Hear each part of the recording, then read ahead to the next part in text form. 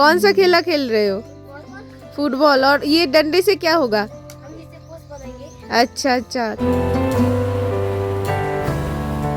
ইয়াকসামকে বিদায় জানিয়ে এবার আমরা যাচ্ছিলাম রাবাংলার দিকে। আর যেতে যেতে পথে এরকম সুন্দর সুন্দর পাহাড়ি ঝর্ণা আমরা দেখতে পাচ্ছিলাম। আমাদের ড্রাইভার দাদা খুবই কোঅপারেটিভ ছিলেন।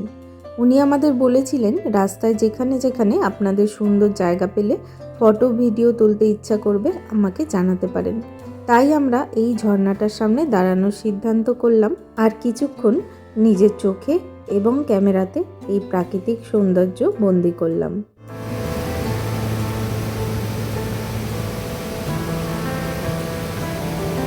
মেঘলা ওয়েদার এবং হালকা হালকা বৃষ্টি থাকায় হয়তো আমরা কাঞ্চনজঙ্ঘার যে অপরূপ সৌন্দর্য সেটা নিজেদের চোখে অত ভালো করে উপলব্ধি করতে পারিনি, কিন্তু প্রকৃতির এই বৃষ্টি স্নাত রূপেরও কিন্তু এক আলাদাই মাধুর্য রয়েছে।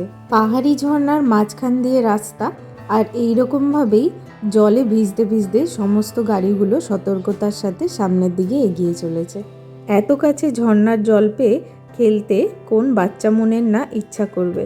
তাই আমাদের ট্রিপের মধ্যে সবথেকে বাচ্চা মনের মানুষটি এইরকমভাবে রাস্তায় দাঁড়িয়ে জলকেলি করা শুরু করে দিয়েছিল। আবারও এগোলুম সামনের দিকে, কিন্তু এবারের রাস্তা অতটাও সুগম ছিল না। ল্যান্ডস্লাইডের ফলে চারিদিকে ভাঙাচোরা, কখনো কখনো খাদের একদম গা ঘেঁষে আমরা চলেছি। আমাদের ড্রাইভার দাদা খুবই সতর্কতার সাথে আমাদেরকে নিয়ে চলেছিল।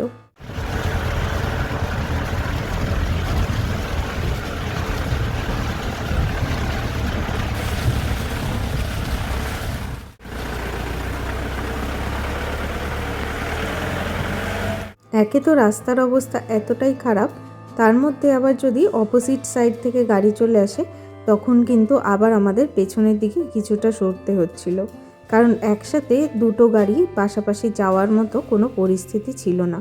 যাই হোক, এখানকার ড্রাইভারদের মধ্যে কিন্তু খুবই সুন্দর একটা কোঅর্ডিনেশন আছে।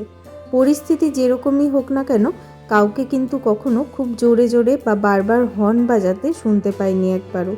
আর সমস্ত পরিস্থিতিকেই এরা ঠিক নিজেদের মধ্যে অ্যাডজাস্ট করে নিয়ে চলে। আমার মায়ের কিন্তু মোশন সিকনেস আছে, এটা নিয়ে যদিও আমরা কিছুটা চিন্তার মধ্যে ছিলাম, তবুও প্রকৃতির অদ্ভুত মায়া এমনই যে এত খারাপ রাস্তার মধ্যেও কিন্তু মায়ের শরীর একবারও খারাপ করেনি। দুর্গমকে অতিক্রম করে ধীরে ধীরে আমরা সুগমের দিকে চলেছিলাম। রাবাংলা যাওয়ার পথে কখনো বা প্রকৃতির ভয়াবহ রূপ, আবার কখনো বা সৌন্দর্যময়ী রূপকে আমরা উপভোগ করতে করতে চলেছি।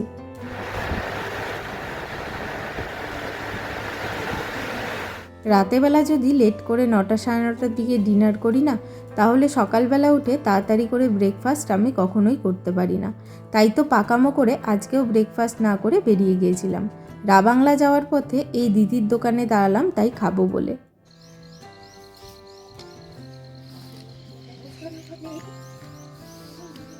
क्या खेला खेल रहे हो? हिंदी में बात कर सकते हो? कौन सा खेला खेल रहे हो? फुटबॉल। और ये डंडे से क्या होगा? अच्छा अच्छा। कहाँ पे खेलोगे? उधर नीचे जगह है, ग्राउंड है। अच्छा, कौन सी क्लास में पढ़ते हो सभी?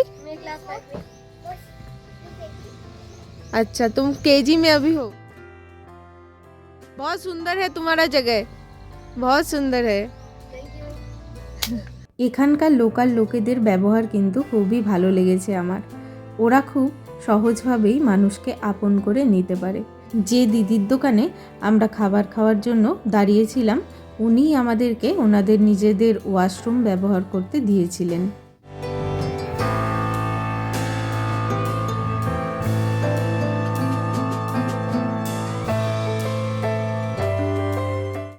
পাহাড়ি ম্যাগি। পাহাড়ে এসে যদি ম্যাগি না খাও, মোমো না খাও, থুকপা না খাও, তাহলে আর কি খাওয়া হলো। ফাইনালি আমরা রাবাংলাতে পৌঁছে গেছি, আর এখন আমরা এসে উপস্থিত হয়েছি বৌদ্ধ পার্কের সামনে।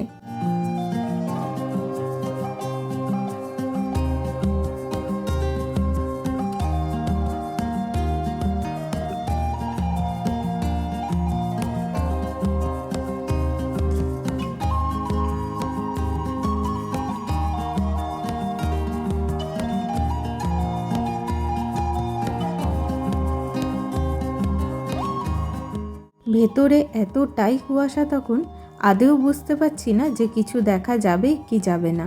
ভেতরে ঢুকে সামনেই বৌদ্ধের একটা স্ট্যাচু দেখে আমি মনে করেছি এটাই বৌদ্ধ পার্কের আসল স্ট্যাচুটা। তাই কি বলছি একবার শোনো। ও, এইটা বুদ্ধা স্ট্যাচু।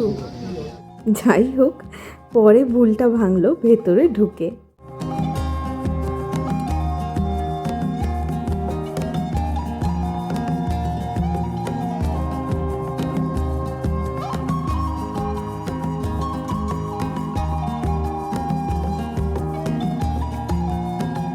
রাবাংলায় সেদিন খুবই ঘন মেঘে ঢাকা ছিল। বোদ্ধার স্ট্যাচুটা যেহেতু অনেকটাই ওপরে, কখনো কখনো মেঘ এসে পুরোটা ঢেকে দিয়ে যাচ্ছিল, কিছুটা মেঘ কাটলে আবার কখনো বোদ্ধার স্ট্যাচুটা দেখা যাচ্ছিল।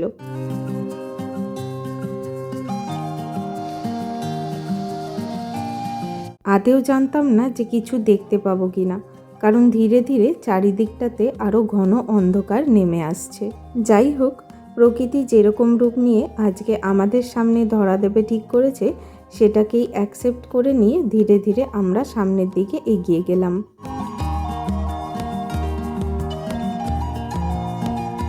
দেখো কেমন হালকা হালকা মেঘ চারিদিকে ভেসে বেড়াচ্ছে কুয়াশার মতো।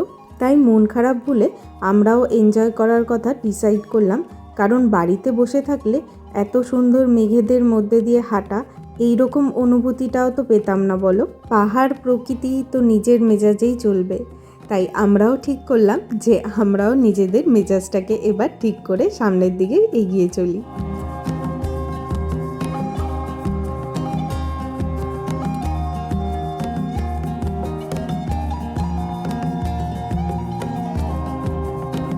গৌতম বুদ্ধের 2550তম জন্মদিবসে 2006 সাল থেকে এর কনস্ট্রাকশন স্টার্ট হয়েছিল। বাইরেটা যতটা মনোরম লাগছে দেখতে, ভেতরে রয়েছে কিন্তু একটা প্রার্থনা গৃহ। ভেতরটা ততটাই বেশি সুন্দর। যদিও ভিডিও বা ফটোগ্রাফি করা নিষিদ্ধ, তাই আমি তোমাদের এটা ক্যামেরার মাধ্যমে দেখাতে পারবো না। তবে পুরো ভেতরটাতেই রয়েছে একটা মিউজিয়ামের মতো, যেখানে গৌতম বুদ্ধের জন্ম থেকে ওনার দেহত্যাগ পর্যন্ত পুরোটাই চিত্রপটের মাধ্যমে তুলে ধরা হয়েছে।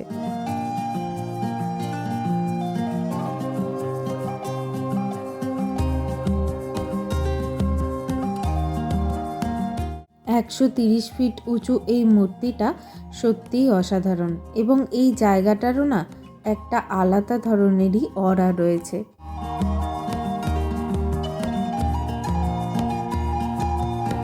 ভেতরটা দেখে তো খুবই ভালো লাগলো, কিন্তু বাইরে বেরিয়ে এসে দেখি যে বাইরেটা আরও কালো করে এসেছে, আর তখন খুব জোরে জোরে হাওয়াও বইছিল। মনে হচ্ছিল যেন এবার বৃষ্টি নামতে পারে। তাই আমরা আর বেশি দেরি না করে এবার ধীরে ধীরে নিচের দিকে নেমে যাচ্ছিলাম।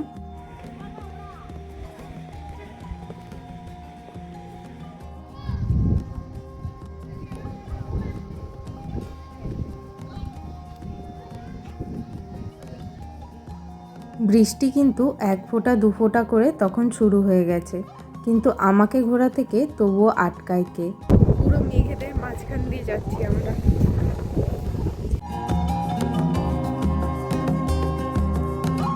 এই বৌদ্ধ পার্কের এরিয়াটা অনেকটাই বড়। এখানে ঘোরার মতো কিন্তু আরও কিছু কিছু জায়গা রয়েছে, কিন্তু আমরা যেদিন গেছিলাম সেই দিন কিছু জায়গা বন্ধ ছিল, আর বাকিটা ওয়েদার এতটাই খারাপ হয়ে এসেছিল, তাই আমরা এবার আমাদের হোটেলের দিকে যাওয়ার জন্য ডিসাইড করলাম।